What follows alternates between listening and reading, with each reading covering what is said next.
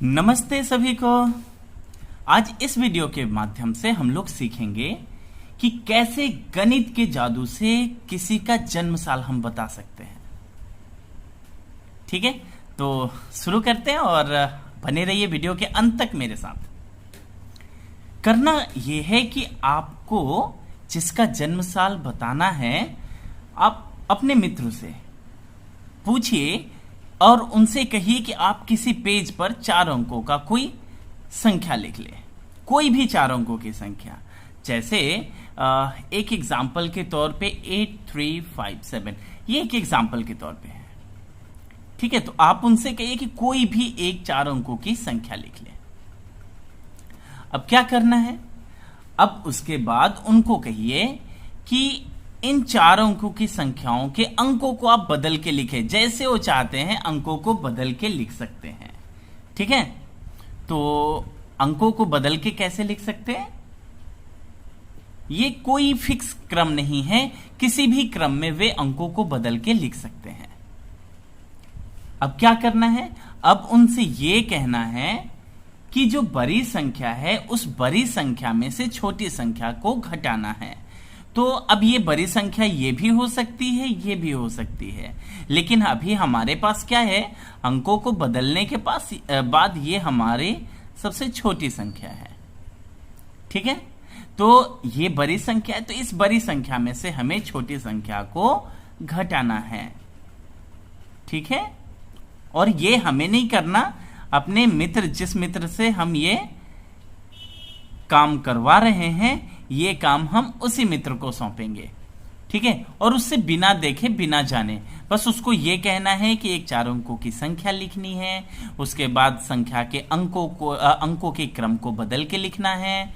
अब जो बड़ी संख्या होगी उस बड़ी संख्या में से छोटी संख्या को घटाना है। ठीक, तो घटाने के बाद हमारा अंतर कितना आया, 2979। ठीक है, अब ये हमें पूछना भी नहीं है उससे कि अंतर कितना आया।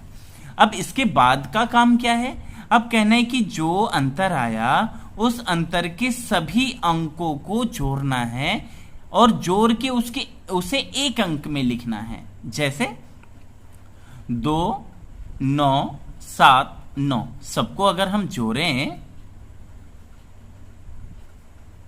तो कितना होगा, 2 9 7 9 कितना होगा, 27। ठीक है, लेकिन इसको एक अंक में लिखना है। फिर 27 को हमने क्या करना है, फिर से ऐड करना है। अब ये आ गया हमारा सम एक अंकों में। ठीक, अब इसके बाद क्या करना है, अब मित्र से कहना है कि भाई जो आया अंक तुम्हारा, जो सम आया, जो एक अंक का सम आया, इस एक अंक के सम में हमें क्या करना है, 11 ऐड करना है। क्या ऐड करना है, 11 ऐड करना है, और ये सब आप अपने मित्र को कहते जाएं। ठीक है, फर्स्ट स्टेप 4 अंकों की संख्या लिखनी है, उसके बाद अंकों के क्रम को बदल के लिखना है, उसके बाद बड़ी संख्या में से छोटी संख्या को माइनस करना है।